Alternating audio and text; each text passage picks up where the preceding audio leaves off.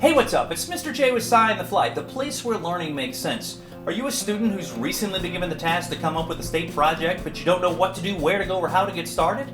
If so, I'm here to help. Now, I'm not going to do this project for you, but I do want to help give you enough information, get that ball rolling so you can take it, run with it, and do an awesome job on it.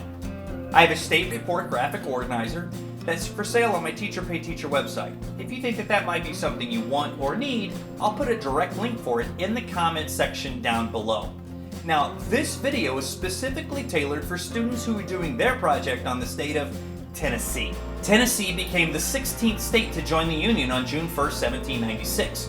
The original governor was a guy named John Sevier. We know today that the capital of Tennessee is Nashville, but that wasn't always the case. In fact, Tennessee's original capital was a place called Knoxville. The state flag consists of a red background with a circle in the middle consisting of 3 stars.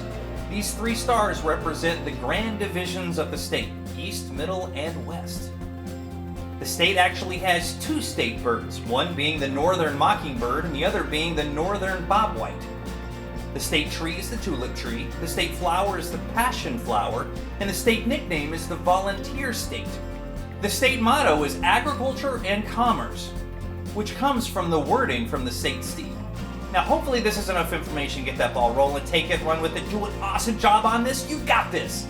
Until next time, it's Mr. J with SciOnTheFly, the place where learning makes sense.